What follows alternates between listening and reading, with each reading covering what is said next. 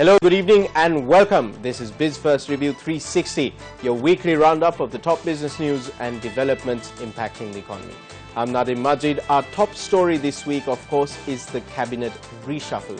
Long awaited, but welcome. That is the question.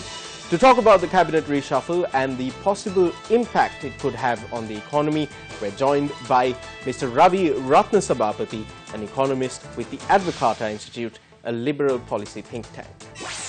Let me start by asking you, we've seen some very unusual things happening with this cabinet reshuffle, the amalgamation of finance and media, and there are also reports now in the media about how certain institutions that, on the surface at least, appear to have nothing to do with foreign affairs being merged, being brought under the foreign affairs portfolio.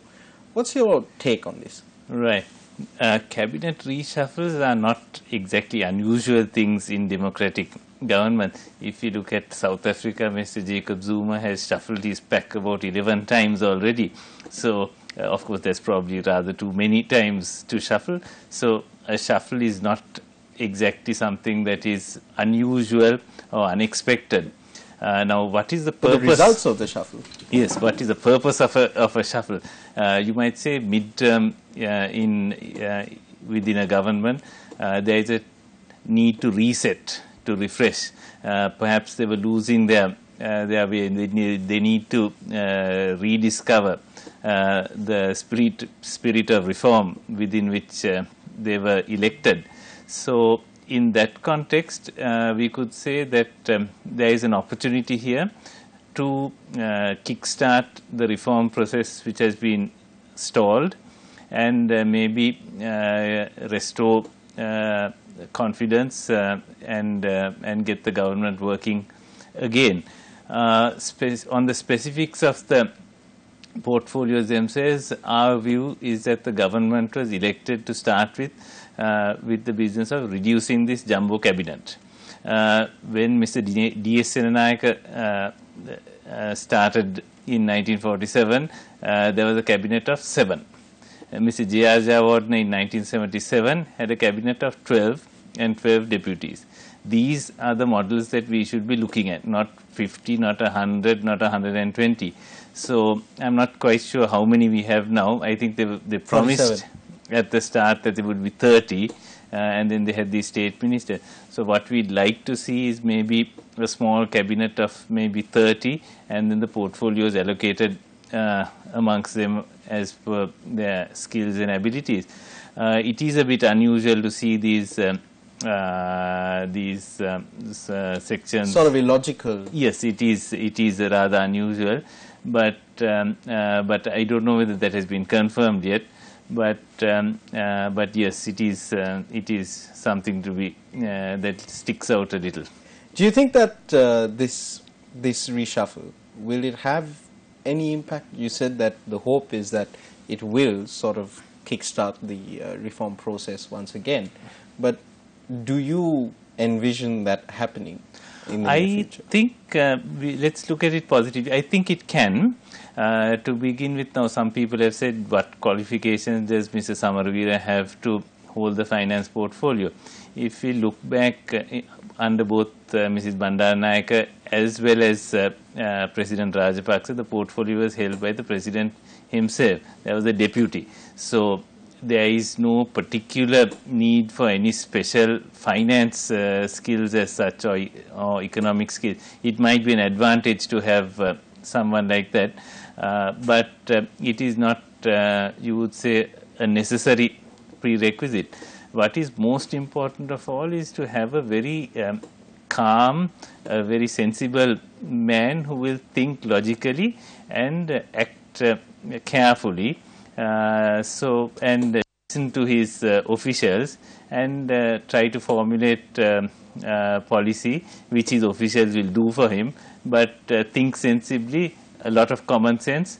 I think he has these qualities. If you look at his track record when he was Minister of Telecommunications, he did a lot of liberalization there. That was very good. I think he had a fairly decent record with the port as well.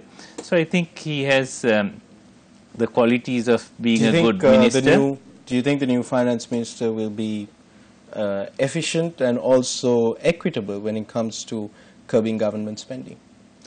That is something that we need to look at very carefully.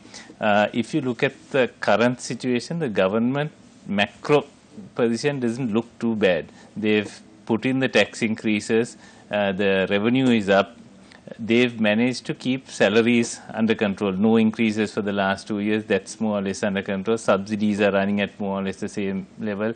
Interest cost has come down a bit perhaps.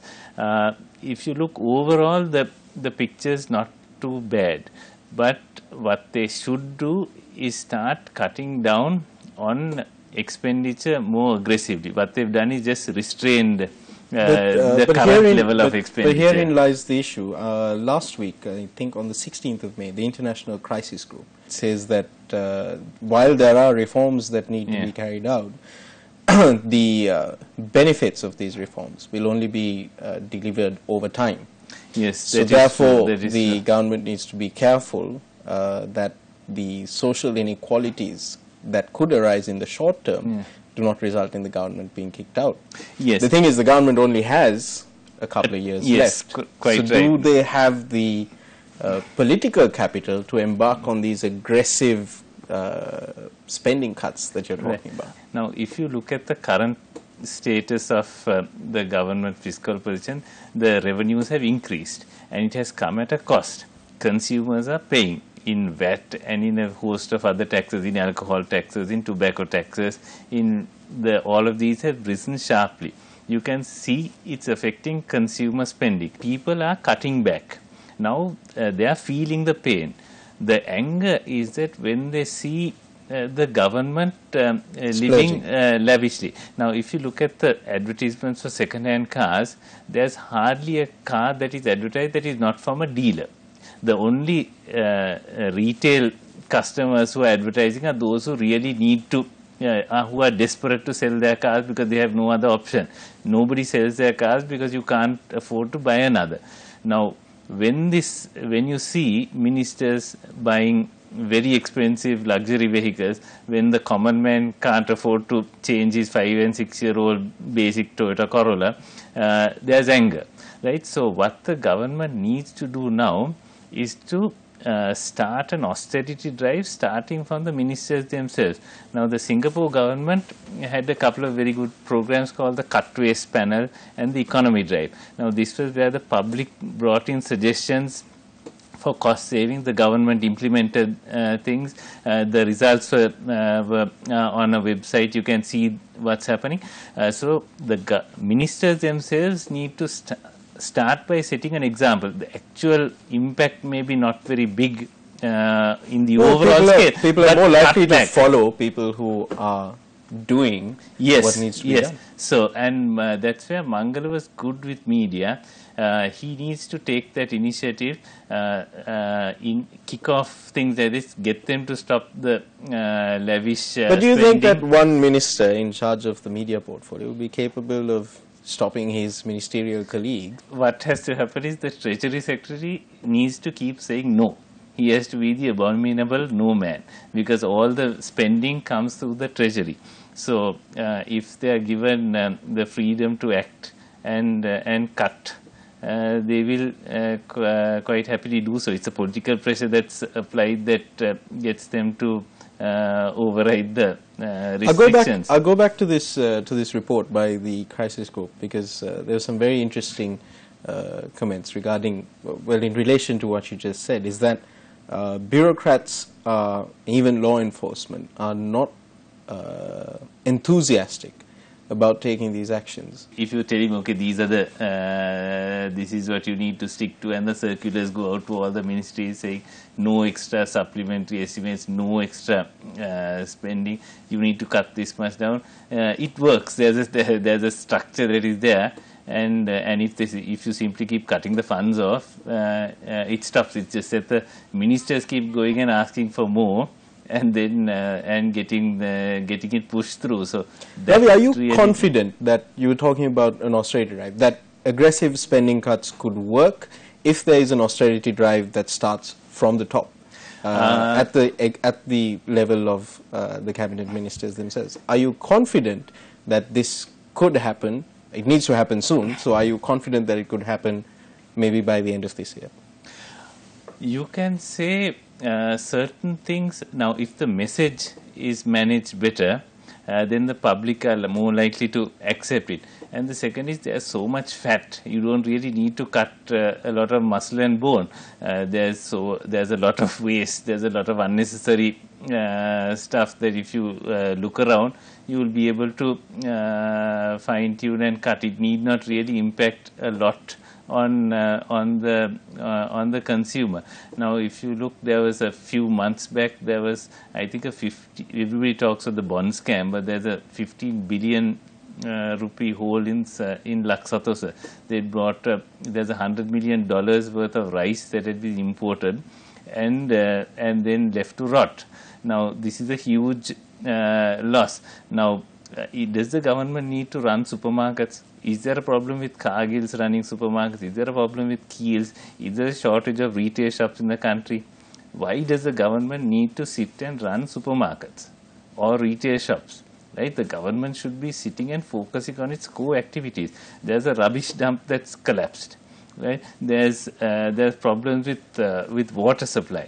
Right? There's been problems with perhaps with contaminated sewage. They should be doing the plumbing, the basic unseen things that other people generally don't get involved in, and the common services that don't get covered in any other way. They can involve the private sector in aspects of it, in the garbage disposal, in certain aspects, but they need to set the policy, take the lead, do the plans. Now, that kind of activity is what nobody does, and because there's no money in it, or because it's not sexy, nobody's interested in doing it. And so, I suppose because it's unseen, there's not much incentive for politicians to do it either. Yes. Ravi, unfortunately we're short of time, so I'm going to have to let you go. Thank you very much once again for coming on Business Review.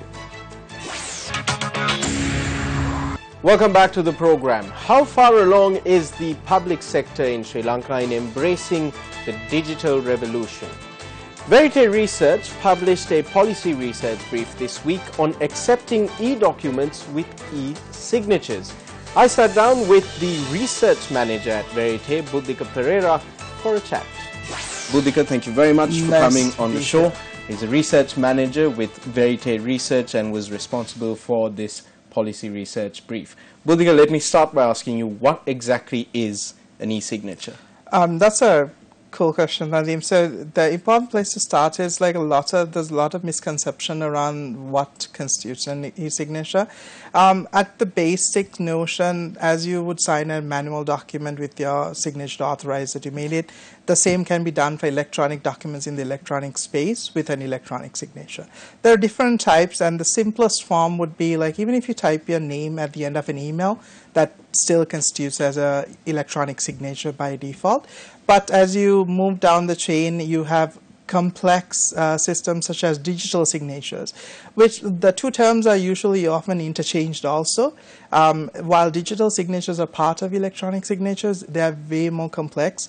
They actually require you to get an encryption certificate after registering your credentials, and this encrypts your entire document, including your electronic signature. And these are used mostly with financial transactions? Not necessarily. They're usually the de facto standard in the business world for a lot of places where electronic transactions are required, and financial transactions are one of them. Buddhika, can I ask you, the purpose of this policy research brief is obvious to encourage the use of e-signatures in Sri Lanka, digital signatures. What is the benefit that the country stands to gain? So Nadeem, we actually looked at, so there's a lot of talk nowadays about export dynamic improvement, digitizing the economy, and all of them have to start somewhere. I mean, there's a lot of money allocated towards all of these initiatives, but have we made any progress was where we started our research on. And when we look back at some of the common reasons presented to us for non-acceptance of electronic signatures, we found that one of the most commonly cited one was the lack of legislation. But if you look back at the Sri Lankan legal system, the required legislation was passed 11 years ago, in 2006 with the Electronic Transactions Act number 19. And that is an all-encompassing act which covers all aspects of electronic transactions, digital signatures, electronic signatures, and where and when to accept it, how to make recommendations on how to accept it for the public sector.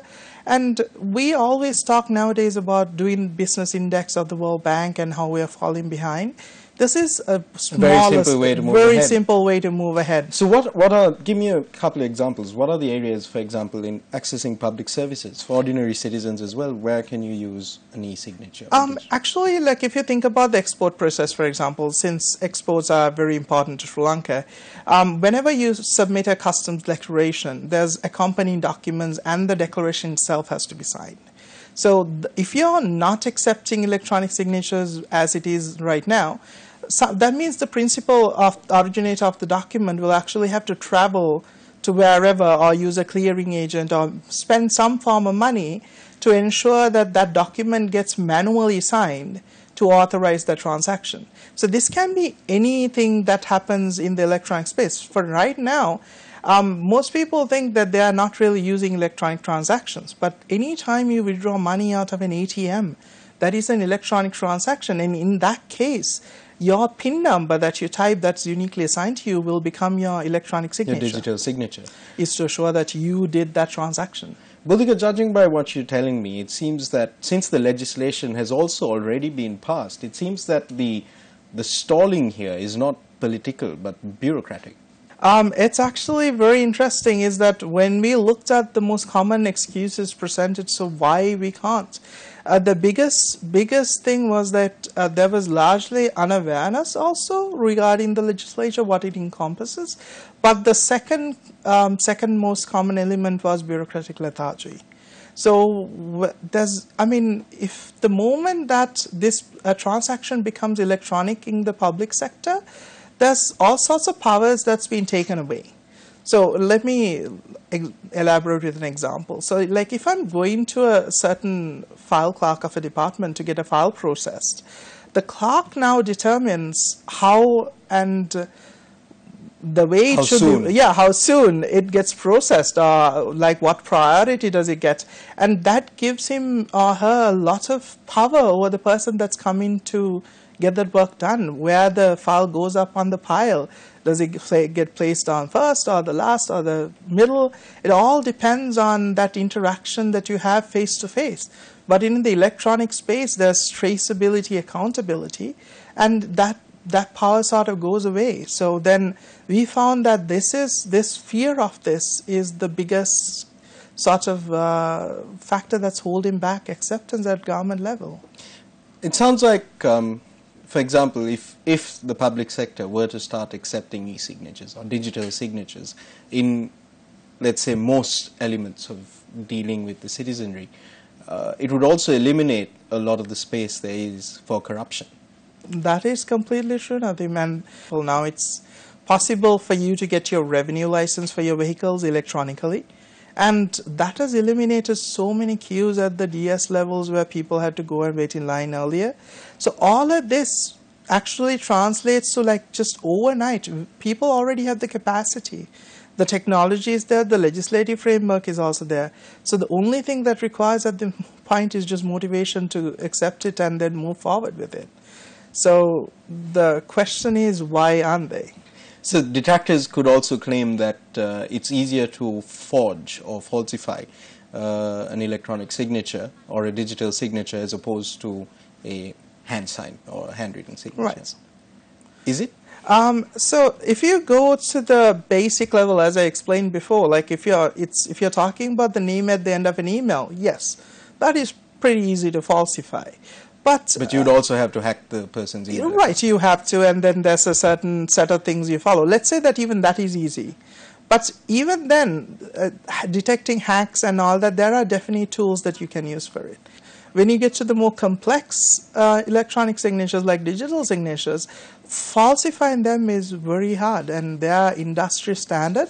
And they are used today in Sri Lanka in the financial sector. There's Lanka Clear, Lanka Gate, all of these enterprises that do financial transactions utilizing this and accepting this. So if the financial sector has moved forward, there's no reason to stop the rest of it. So in your policy research brief, you make a couple of recommendations on how to move forward. Very briefly, can you tell us, now that there is a level of inaction here in getting this implemented, and that since the legislation has already been passed, how do you get beyond this sort of bureaucratic barrier? Right. So one of the things we found is that there's lots of misinformation and misunderstanding in the sphere when it comes to this. So I think centralized guidelines would definitely help.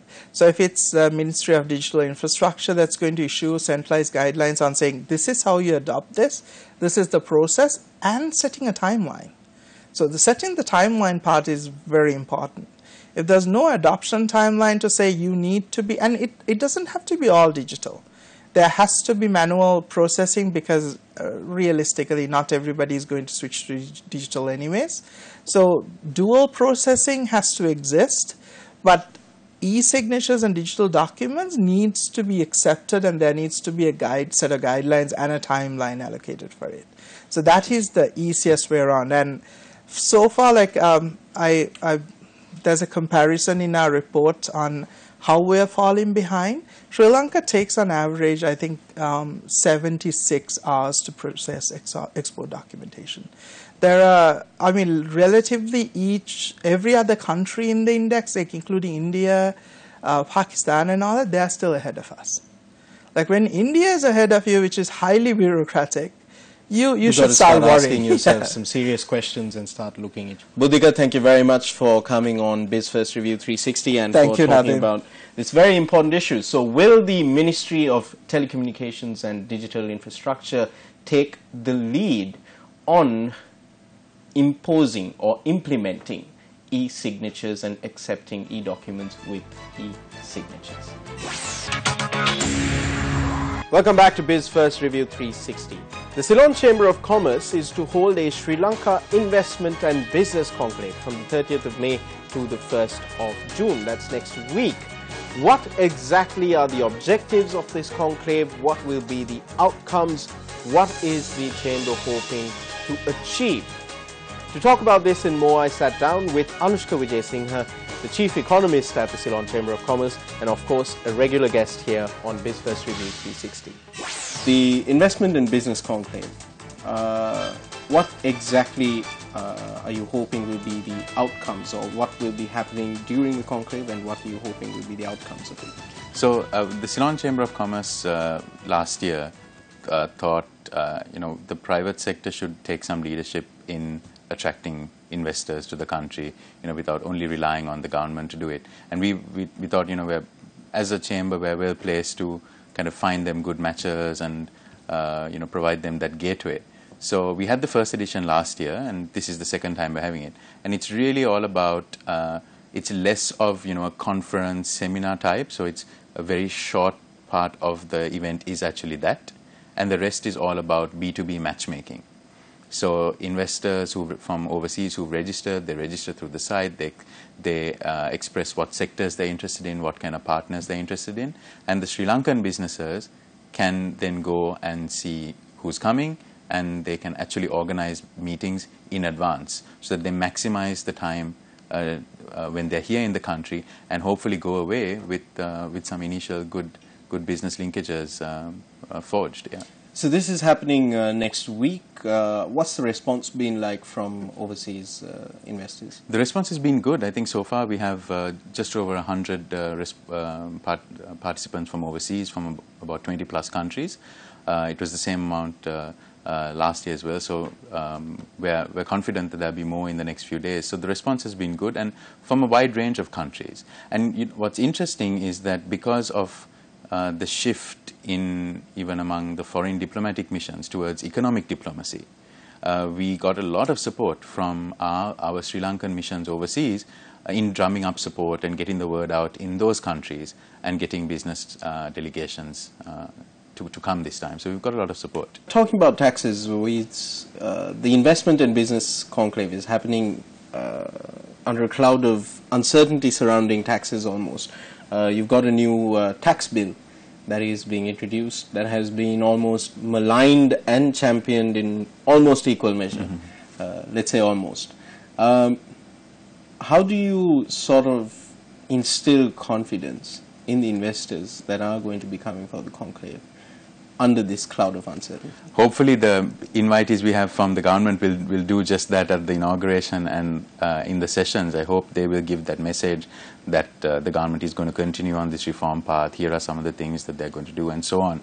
But you're right, there is not just for the conclave, but over the last few months, even other investor delegations we've met, they have been concerned about this uncertainty around tax policy. Uncertainty and unpredictability are two things you really don't want in tax policy. Most investors now aren't asking for really, really generous tax holidays like they did in the past 25, 30, 40 years, but at least they want a predictable tax regime that they know they can plug into their business model, into their business plan. They know it won't change for a number of years.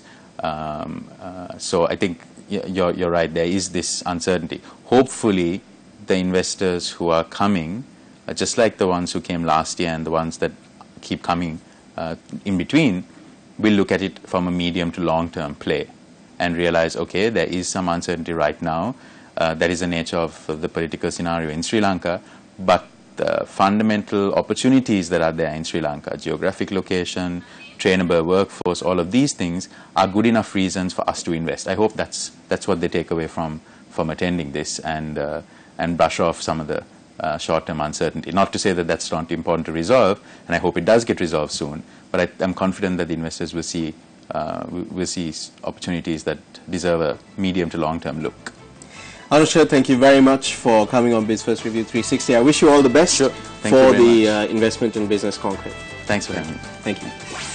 And that's the wrap of BizFirst Review 360 for tonight. Don't forget to look us up on Facebook. You'll find us at BizFirst Review 360, 1ST and 360 in numerals. I'll see you again, same time, same place next week.